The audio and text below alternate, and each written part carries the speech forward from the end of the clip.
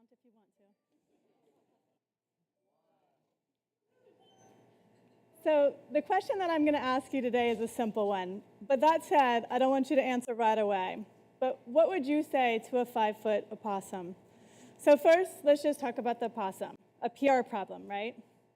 So here are a few facts about the possum that I want to use to recommend them. They have the prehensile tail, the marsupial pouch. They can carry a generous litter on their back, and as a mother of 2, I've got to admire this. They are nearly immune to rabies and venomous snake bites, and are thought to have a higher IQ than dogs. They are called the sanitation workers of the wild because their culinary preferences include roaches and roadkill and, well, pretty much anything else. But perhaps most impressive is their well-known defense strategy. When things are most dire, they have the involuntary reaction of falling over, becoming stiff, foaming at the mouth, emitting a foul odor, and appearing dead. This is called a state of apparent death. As you're contemplating all the situations this holiday season that such a response would be handy, I want to talk to you about something seemingly very different. And that is David Allen's book, Getting Things Done. His philosophy includes being in the moment. He advocates a system where you close loops either by dealing with the task at hand, creating a plan, or at the very least, writing it down. You can then focus on whatever you're doing in the moment. The danger of an open loop is that you continue to think about the task rather than be productive. Once you close the loop, it disappears and your mind is free. I needed to close some loops. While I was thinking about my inbox and my to-do list, I realized that other things were taking up mental space, things like regret. For me, it was the last conversation that I had with my very dear grandmother. I was flying down to see her in the morning. They thought I had time to say goodbye, but I got that phone call. They held the phone up to her ear. I was at a loss for words. There was a long pause, and I sang in a voice, "So, how you doing?" And then she passed away. This loop could not be closed by any of Allen's prescribed methods.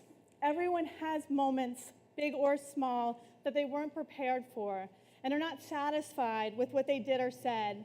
These moments of regret replay in one's mind, creating a nagging feeling of unresolvedness, or what David Allen might call an open loop.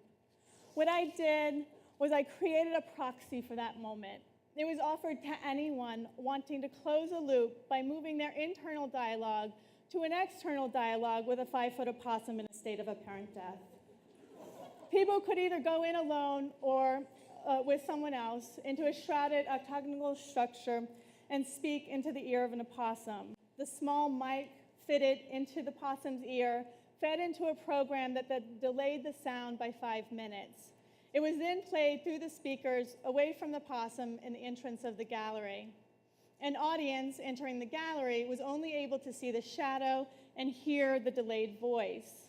The audience assumed the voice belonged to the shadow, but it was more likely that the voice belonged to someone standing right next to them.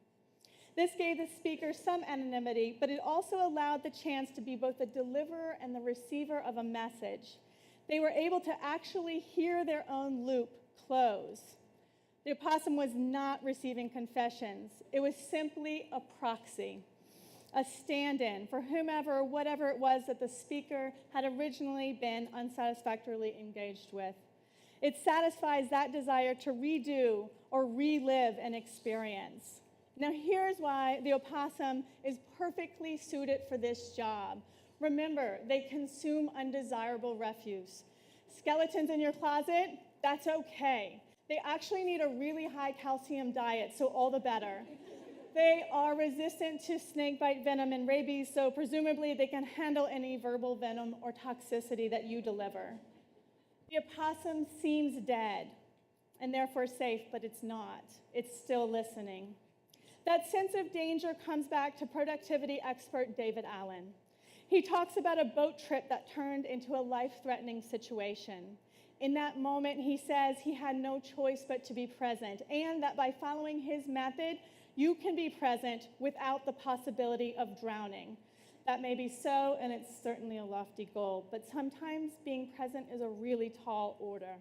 An unusual, immersive experience may be just what you need to remind you to be present or to shift your perspective.